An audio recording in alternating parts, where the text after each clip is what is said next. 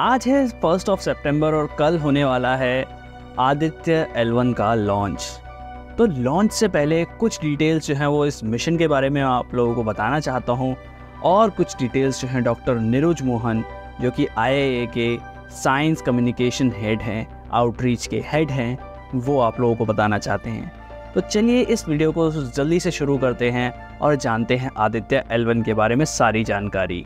सबसे पहले बात कर लेते हैं कि आदित्य L1 जो है वो है क्या, वो मिशन क्या है। जैसे चंद्रयान 3 जो है वो एक लूनर मिशन था, यानी कि चांद पर गया था वो, उसी तरीके से आदित्य L1 जो है वो एक सोलर मिशन होगा।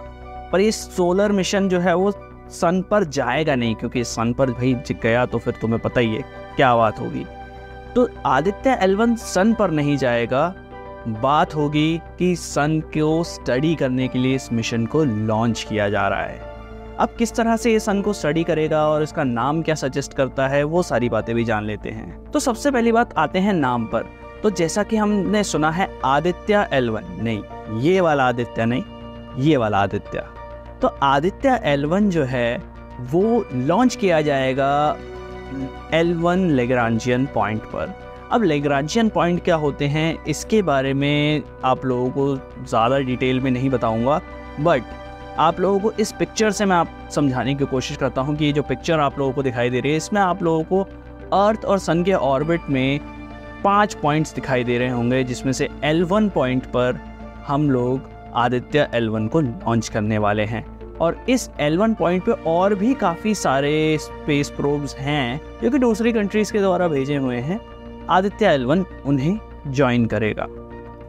अब आदित्य L1 जिस L1 पॉइंट पर जाएगा वो L1 point almost 1 million kilometres away है हमारी अर्थ से, और ये 1/3 डिस्टेंस है अर्थ का सन से। अब पहले जान लेते हैं कि कितने पेलोड्स जो है वो आदित्य L1 लेके जा रहा है। पेलोड्स कितने कैरी कर रहा है उससे पहले मैं आप लोगों को ये बता दूं कि पेलोड्स होते क्या हैं। पेलोड्स एक ऐसी चीज़ है जो कि कोई भी सैटेलाइट या कोई भी स्पेस व्हीकल या कोई भी लॉन्च व्हीकल जो है लेकर जाता है स्पेस में। तो आदित्य L1 के पास ऐसे 7 पेलोड्स हैं, जिनमें से 4 जो हैं वो टेलीस्कोप्स हैं। इसके बारे में डिटेल में बात करेंगे अभी थोड़ी देर में, डॉक्टर नीरज मोहन इसके बारे में काफ़ी सारी डिटेल बताएंगे। तब तक के लिए मिशन ऑब्जेक्टिव्स जान लेते हैं। आदित्य L1 के मिशन ऑब्जेक्टिव्स हैं कि स्टेलर कोरोना को स्टडी करना है। अब स्टेलर कोरोना को स्टडी करना क्यों ज़रूरी है, तो चलिए जानते हैं। क्या हुआ, कुछ दिखाई नहीं दे रहा? आप लोगों को लग रहा है कि फ़ोन बंद हो गया है? जी नहीं, फ़ोन बंद नहीं हुआ है, पर ऐसा ही कुछ ब्लैकआउट हो सकता है अगर हमने स्टेलर कोरोना को अच्छे से स्टडी नहीं किया तो। ऐसा क्यों होगा उसके बारे में चलिए बताता हूँ मैं। होगा क्या कि अभी सोलर विंड्स के बारे में हम लोग जानते हैं, जिनकी वजह से ऑरोराज हमें दिखाई देते हैं। तो अगर आप लोगों ने कुछ इस तरीके की चीज़ें देखी होंगी तो आप लोग जानते हैं कि ये ऑरोराज हैं जो कि नॉर्दर्न और सदर्न हेमिस्फीयर में हम लोगों को देखने को मिल सकते हैं। वैसे आप लोगों ने ऑरोराज देखे हैं रियल लाइफ में कि नहीं, वो मुझे कमेंट सेक्शन में ज़रूर बताइएगा। तो ऑरोराज होते हैं वो सोलर विंड्स की वजह से होते हैं। सोलर विंड्स जब आती हैं तो अर्थ की मैग्नेटिक फील्ड हमें शील्ड करती है उन विंड्स से, और तो सोलर विंड से हमारी मैग्नेटिक फील्ड हमको प्रोटेक्ट करती है। पर ये तो सिर्फ विंड्स हैं।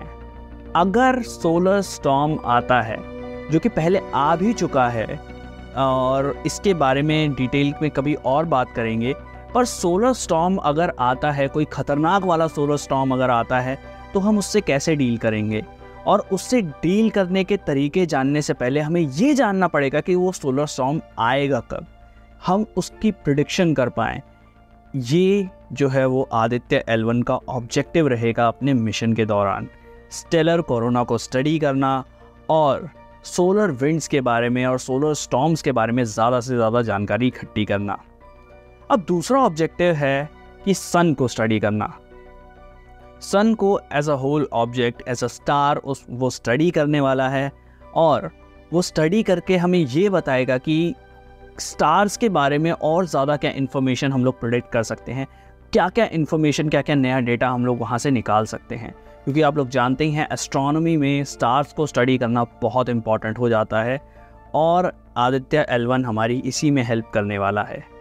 अब जान लेते हैं कौन कौन सी ऑर्गेनाइजेशंस जो हैं वो इस मिशन से जुड़ी हैं।